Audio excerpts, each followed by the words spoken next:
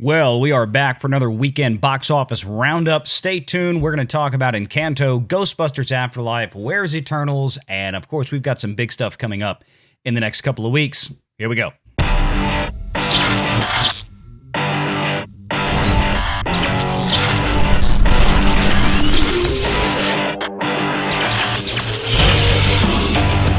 Renegade Online.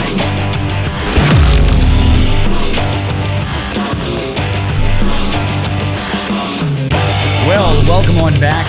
Wanted to do this video and get it out yesterday on Sunday. Unfortunately, just a really busy weekend. I just could not get to this. So I did want to follow up.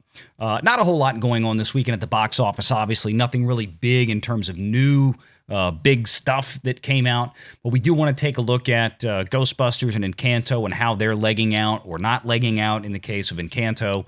And as well as the Eternals, looks like this is pretty much solidified where it's going to land up at this point. Yes, it will still remain in theaters. Yes, it will still bring in a few more dollars. But at this point, the bulk of its run is behind us. We now have an entire month with Eternals out there now, and with a budget like that movie's got, it is going to be very difficult at this point for Disney, if not nigh impossible, for this to really go anywhere. So let's start over here with Ghostbusters and see how we're faring here. Again, Ghostbusters is a movie that came in with a $75 million production budget, a very well-controlled production budget for a movie of its type, especially when compared to its 2016 counterpart, Ghostbusters 2016, which was almost a $150 million production budget, and wrapped up around the mid to low 200s in terms of global grosses, which of course lost money for Sony. So with this one, if it winds up in the same basic spot of around $225 million at the end of its run, it's going to be a win for Sony because the production budget being much smaller means the profitability is that much easier to scale and get up to that point, and I think it will get there. And it looks like with as good a buzz has been around this movie, as much as audiences have really enjoyed Ghostbusters Afterlife, it seems like this movie is going to branch itself out. Certainly the movie seemed to leave things open in terms of sequels or other properties that could branch from this in the future. And of course, the merchandising sales seem to have gotten a bit of a resurgence since this movie came out. And again, merchandising is a key element, although we have to be fair. And of course, merchandising sales don't factor into whether or not a movie is a box office success or not. Only the box office can be a box office success. So we have to be fair and look at it. At this point, is Ghostbusters Afterlife in a profitability range? Is it making money yet? No. Do I think it will at the end of the day? Yes, I think it will. I think it will get there. I think even with its modest start of about $44 million in its opening weekend, it's held pretty strong. And it continues to move and have relatively decent drop-offs from weekend to weekend. And perhaps as we get into the Christmas holidays, as those start coming in the next few weeks, we could see a late bump. Of course, there are still some international territories over here. Let's go to this real quickly, that Ghostbusters is still due out in. You can see here we've got Australia is way out in January. We've got Japan down here is way out in February. We've got South Korea, which is December 1st, which this is just started this past weekend. So these are larger territories in terms of international markets that can provide a good little bounce for a film. And there's some other places yet still that I think we will see Ghostbusters open that I don't think are actually on this schedule at this point. I think they may be on IMDb's. And then several places where it has only opened about a week ago. So again, the numbers are still churning in internationally for this movie. Of course, Ghostbusters has always been more of a domestic favorite. But then again, this has a little bit different flavor to it than 2016. And the first two Ghostbusters movies that came out in 1984 and 1989, respectively, international distribution wasn't that big of a thing back then. It's nowhere near like it is today. So we're going to keep our eye on this. And if you haven't seen it yet, again, I cannot more highly recommend going to see this film, especially if you're a fan of the original Ghostbusters properties. All right, so let's go back over here briefly to Venom, Let There Be Carnage, follow-up to the first Venom movie in 2018. This movie, I think, my opinion, has been probably one of the best bellwether successes of the year so far. And again, like Ghostbusters Afterlife, this is a Sony Pictures distribution film. This is a movie that has had exclusive theatrical distribution, no strings attached. It's still running in the theaters. Of course, this movie came out back in the first week, I was going to say, but the 1st of October. And here we are in December. It is still in theaters. It is not on a streaming service. This is obviously completely contradictory to other films that we have seen, like the entire Warner Brothers slate of 2021. The Disney properties that since Shang-Chi hit in December have been on limited 45-day windows. Encanto, which we'll get to in a moment, on a 30-day window, as Encanto will be for free on Disney Plus on Christmas Eve, December 24th. Presumably anywhere that Disney Plus is available, although it could be limited in some international markets. I'm not sure on that one, but certainly in the more major markets, I think it's going to be out there, certainly in the U.S., certainly in much of Western Europe, from what I understand. Encanto will be available on December 24th. So a very limited run for Encanto. And again, all this translates into, typically speaking, lower revenue shares from theatrical exhibitioners, as we talk about all the time. And I know some people are getting tired of hearing me bring that up. But again, we've had so many new viewers coming in, so many new subscribers, that I want to kind of continue to reiterate that so everybody understands why I make the comparisons that I do.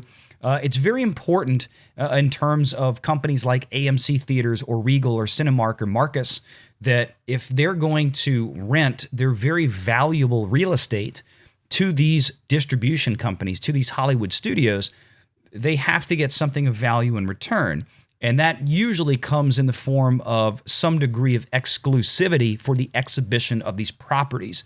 And the longer that studios maintain that theatrical exclusivity, the more likely theaters are to offer them more favorable terms. So again, going back to Sony Pictures, who have kept their films in theaters for a traditional, or at least a more traditional, pre-pandemic theatrical exclusive window, 60-plus days, they're getting the best terms right now over companies like Disney and Warner and Paramount, who are trying to, at the same time, build their streaming services, which Sony does not have a proprietary streaming service, which I think was very wise on their part.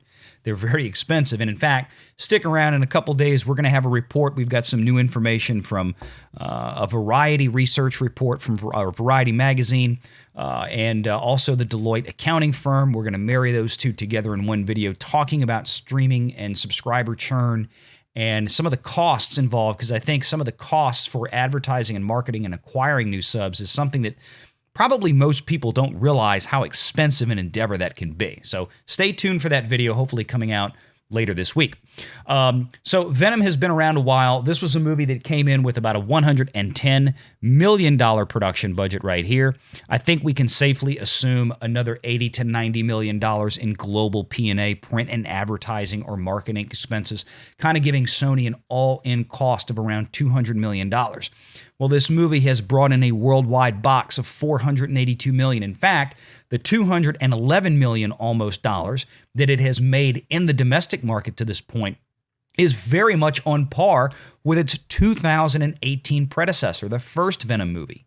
That really puts a dent in this argument that the pandemic era issues are slowing people down from going to the theaters. We have seen a couple of movies this year that have brought in almost their entire pre-pandemic audience for their sequel. We've talked about A Quiet Place Part 2, another one that's very similar to that.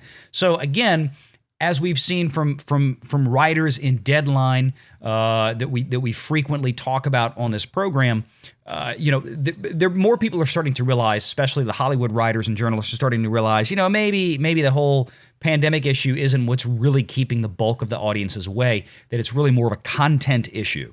And this kind of goes to this point. So right now, Sony is definitely making money with Venom. This is probably going to be one of their most successful releases of the entire year so far.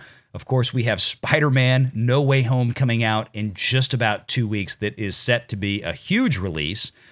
Pre-sales for that movie have been astonishingly high. They have beaten Avengers Infinity War for the first 24 hours of ticket pre-sales. We've talked about that on a previous video. Really amazing stuff. Does that mean it's going to do or $2 billion or $2.5 billion and beat Endgame or beat Infinity War?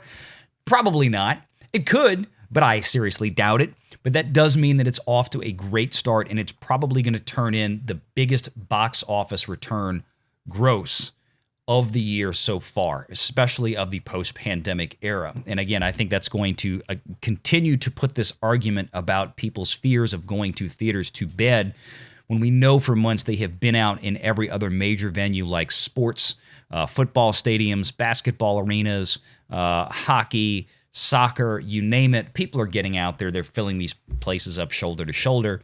I think the movies just need to get good content back in there. So good on Sony, good on Venom. They are doing it right. So let's go here to the Eternals just as a quick post-mortem on this picture. Again, this is yet another picture in a long line of those this year that Disney just cannot get to be successful at the box office. And Encanto, of course, is coming up next in this report, and it is yet another one for Disney this year.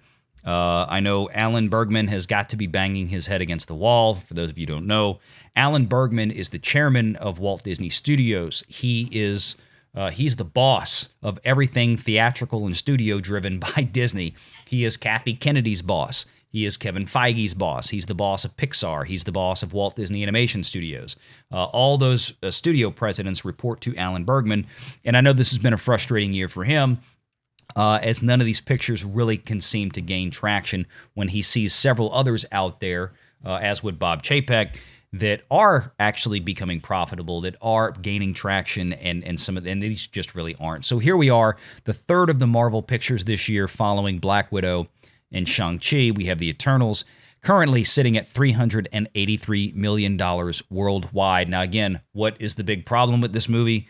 Well, the big problem with this movie is right there. Its massive production budget of $200 million. Easily another $100 million or so in global P&A. There really hasn't been a Marvel movie in a very long time that hasn't spent at least around $100 million. I think I've mentioned before, the last one really was Guardians of the Galaxy 2. They spent about $80 million on global P&A. But of course, that was a property that was already known. Don't have to spend quite as much on that because that was already a really popular set of characters, a popular movie inside the Marvel franchise. The sequel was going to be much easier to sell than the first one. Eternals, of course, are characters that nobody's really heard of, and that usually drives the marketing costs higher to start getting that word out, okay? So $300 million or so all in on this. This movie really needed to breach somewhere close to $600 million at this point. And I'm sticking with the $600 million because what's important to recognize here is the big disparity between the domestic and the international box office. And this is something I want you to pay attention to.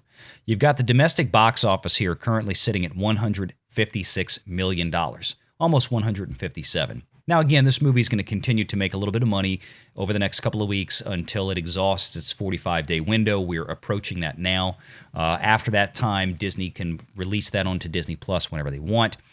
But at this point, $157 million domestic. Now, if we presume, even under traditional standards at this point, that Disney would average out somewhere in the vicinity on the domestic side of 55% of that figure, you can see we're going to be somewhere in the neighborhood of around $78 million or so, okay, of net return to Disney. That means that's what Disney actually gets to take back home. Marvel Studios gets to take back home after they share the other portion with the theatrical exhibitioners, AMC, Regal, Marcus, IMAX, so on and so forth.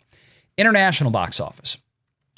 I use the figure that Deadline uses every year when they do their annual wrap-ups. Deadline, of course, is one of the big three Hollywood Holy Trinity publications. They have more inside baseball knowledge than virtually anyone out there. When it comes to international box office, ex-China, meaning every other international market outside of the U.S. and China, because China has its own little system, okay? China, you usually get 25%. But outside of the U.S. and China, the return to the studio is generally in the neighborhood of 42%. That's the figure that Deadline typically uses.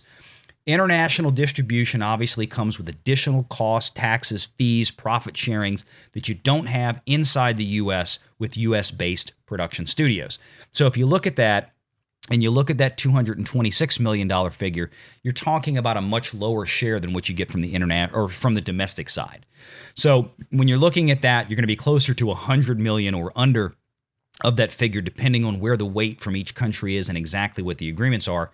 But when you start putting that together, Eternals hasn't even made the cost of its production budget back yet. It's still tens of millions away from recovering even the production cost if they spent the full $200 million, which they generally do. That doesn't even breach the $100 million or so, even if they spent 80. Go on the lean side and say they spent 75, which I highly doubt for a Marvel film. They haven't even broken into cost recovery on that portion of the production expenditure and the marketing expenditure. So again, this is bad news for Disney, and as I projected after their last quarterly report, I expect their next quarterly report, which would be the first fiscal quarter of 2022 for Disney, we'll see that sometime late January, early February 2022. I expect that same division that claimed a $65 million operating loss in the previous quarter that just got reported, I expect to see that something similar in the next quarter. We're going to see another operating loss there again between Eternals and Encanto. They will make some revenue sharing from Spider-Man No Way Home, but Disney only has a 25% equity stake in that picture. We'll talk about that in another video. That's another one I have coming up. Hopefully I'll have time to do that in the next week or two. I'll probably try to release that a little bit closer to when Spider-Man. So here we are at Encanto. Let's talk about this one to wrap it up. Encanto, sitting at $116.5, let's call it, $1 million globally. And this is after 2 full weekends, 10, 11 days. Oh, actually more, 12 days because it came out the Wednesday before Thanksgiving. 12 full days of release. If that number had been the case Sunday last week after its first 5 days, basically after its first 5-day opening, I'd feel a lot better about this movie, although I'd still be a little skeptical. And it's because so many Disney movies, as we've talked about in previous videos when we compared Encanto to previous Disney Animated Studios releases, previous Disney Pixar Studios releases. And those are actually 2 different studios, folks. This is not Pixar. This is the Disney Animation Studios. We have seen how this has been the worst performer by far and away almost that Disney has had in a very, very long time, especially when you start doing some inflationary adjustments on this. And part of the reason is I want to go here. And this is from Variety. And we've talked about production budget, so I don't need to go through this again. Initially, we were looking at, there was some suggestion that Encanto's production budget was $120 million. And I said, well, that would be great. That's still a lot of money, but that would be a lot less than what Disney has spent in the past. Typically, Disney animated films and Pixar animated films have come in anywhere between $150 and $200 million in production budget. So for Encanto to come in at 120, that'd be great for Disney, a $30 million savings over previous theatrical endeavors for their animated pictures. But it'd be a little unusual. Well, Variety, again, this is from about a week ago today. We can go down here. We'll just skip to the nitty-gritty. House of Gucci cost $75 million to produce, not including the studio's substantial marketing spend, while Encanto carries a price tag closer to $150 million. So Variety, again, one of the Hollywood holy trinity of publications, who would know the figures. Now, I've seen $120 million reported, also from Variety. Then this got updated to could be closer to $150. I tend to believe the $150 million more than any figure that I've seen so far on Encanto. Why? Because that is what Disney has historically been spending on these animated pictures. So again, this is just, it's just numbers, folks. It is what it is. So Encanto is set up to be another really ugly loss for Disney at this point. Internationally, it's been released in most of the major markets, I believe. You can see here, release date. All these release dates are in November. They're all behind us. These releases are all in. Of course, the international figures updated Sunday night. So this is where we are. This is where we are, folks. This is reality at this point for Encanto. And I cannot see this movie really getting anywhere near what it needs between now and the next couple of weeks. I mean, it's going to be on Disney Plus for free in less than 3 weeks.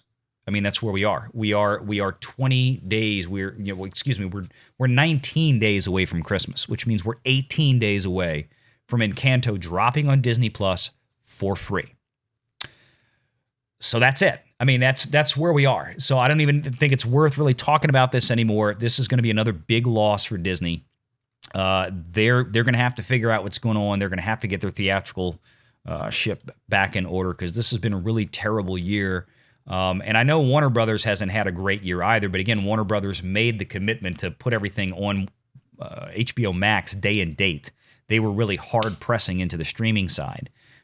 Disney was trying to do a hybrid system where they could try to get the best of both worlds, but I don't know if that really worked out for them. But again, Disney productions are, generally speaking, when you compare apples to apples, Disney productions generally come in at much higher price tags than Warner, than Sony, than Paramount, than a lot of their other competitors out there. Disney spends and allocates a lot more money into these things, and that's Disney's biggest issue.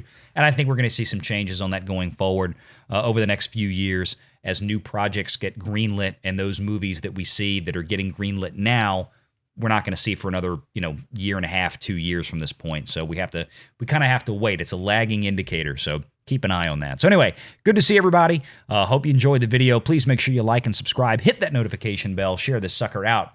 And do leave a comment. Let me know your thoughts below. And until next time, take care.